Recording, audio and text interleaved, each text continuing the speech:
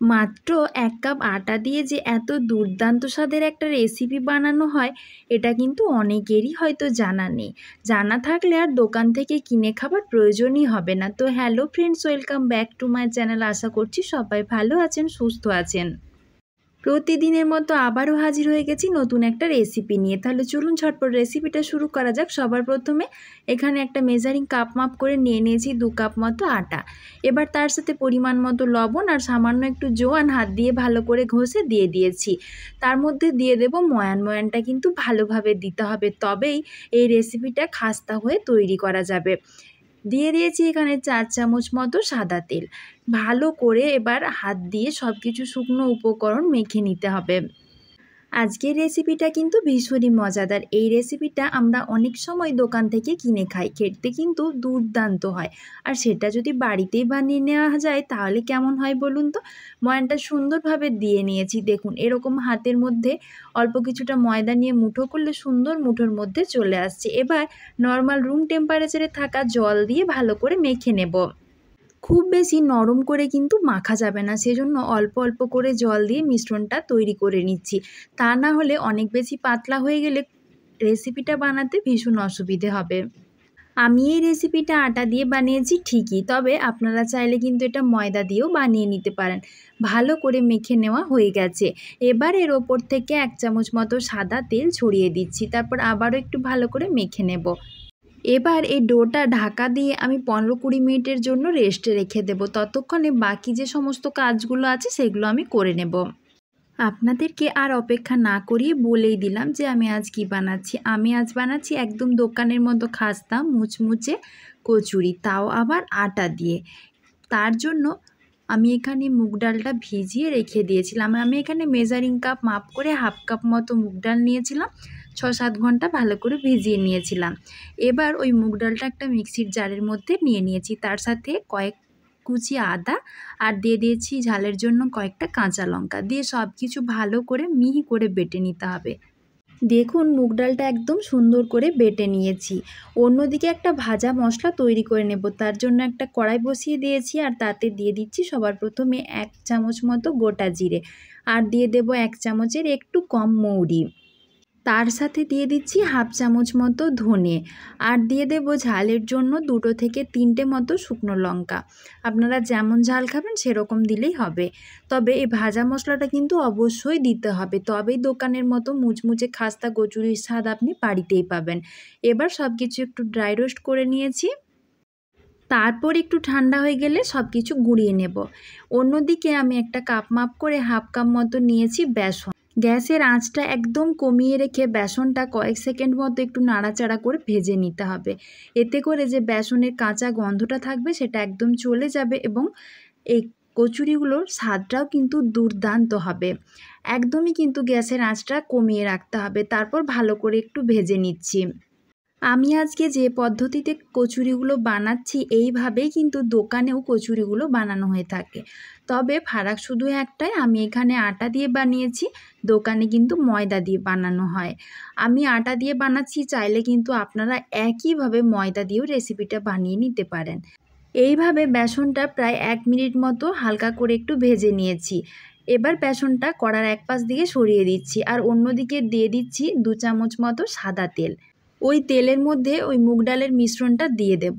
তারপর দিয়ে দিচ্ছি স্বাদ মতো লবণ আর দিয়ে দিতে হবে পরিমাণ মতো চিনি। অবশ্যই কিন্তু যে কয়েকটা উপকরণ আমি দিচ্ছি সবগুলোই দিতে হবে, তবেই কিন্তু স্বাদ একদম দোকানের মতো আসবে।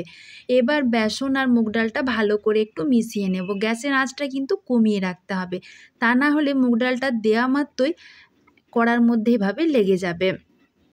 এবার একটু সময় নিয়ে মিশ্রণটা নাড়াচাড়া করে একদম শুকনো শুকনো তৈরি করে নিতে হবে, তবে কচুরির ভেতর পুরটা ভালোভাবে দেওয়া যাবে এবং বেলার সময় ফেটে বেরিয়ে যাবে না।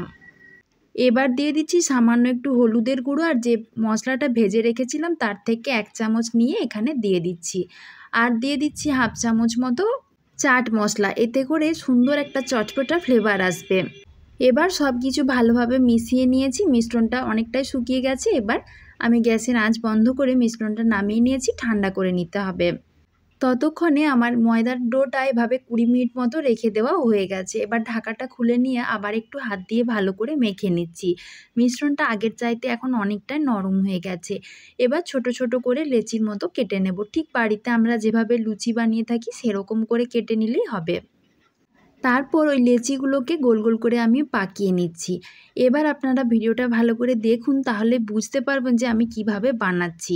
মুখে বলে অত ভালো করে আমি হয়তো আপনাদের বোঝাতে পারবো না।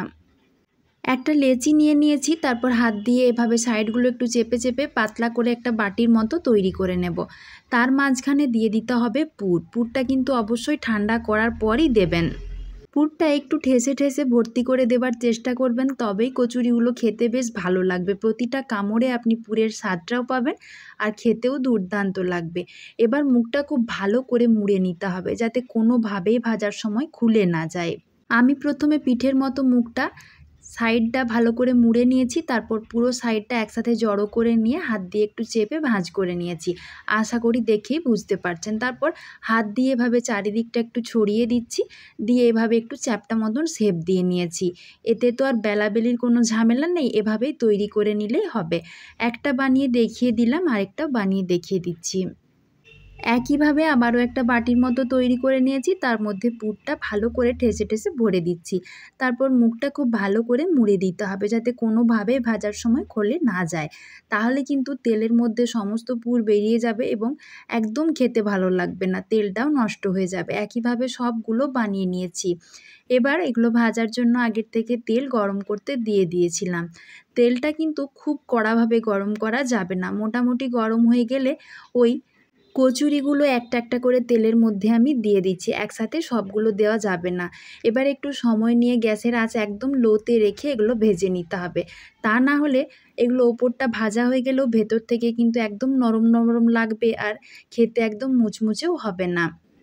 তাই এই কচুরিগুলো ভাজার সময় একটু সময় নিয়ে ধৈর্য ধরে এগুলো ভাজতে হবে, তবেই একদম দোকানের মতো স্বাদ পাবেন। আমি যে কয়েকটা টিপস বললাম সেগুলো যদি আপনারা আমার মতন করে মেনে তারপর এটা বানান, তাহলে আপনারাও দোকানের স্বাদ বাড়িতেই নিতে পারবেন।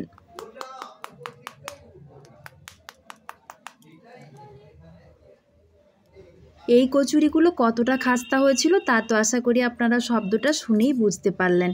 তো বন্ধুরা, আমার আজকে দোকানের মতো খাস্তা কচুরি রেসিপি আপনাদের কেমন লাগলো অবশ্যই কিন্তু কমেন্ট করে জানাবেন। যদি একটুও ভালো লাগে তাহলে লাইক করে দিয়ে সবার মাঝে বেশি বেশি করে শেয়ার করে দেওয়ার অনুরোধ জানাচ্ছি। একটা কচুরি আমি আপনাদেরকে ভেতর থেকে ভেঙেও দেখিয়ে দিচ্ছি, দেখুন ভেতরটাও কত সুন্দরভাবে তৈরি হয়েছে। এরকম বৃষ্টির সন্ধেবেলায় এইরকম কচুরি আর চা থাকলে তো পুরো সন্ধেটাই একদম জমে যাবে। তো বন্ধুরা, আমার চ্যানেলে যদি আপনারা নতুন হয়ে থাকেন তাহলে চ্যানেলটা সাবস্ক্রাইব করে দেবেন এবং পাশে থাকা নোটিফিকেশান বেলটাও অন করে দেবেন, যাতে চ্যানেলে নতুন রেসিপি দেওয়া মাত্রই সবার আগে আপনার কাছে নোটিফিকেশানটা চলে যায়। আজকের মতো এই পর্যন্তই। খুব তাড়াতাড়ি আবার দেখা হচ্ছে নতুন কোনো একটা রেসিপি নিয়ে। সবাই ভালো থাকবেন, সুস্থ থাকবেন। দেখা হচ্ছে পরবর্তী ভিডিওতে। ধন্যবাদ।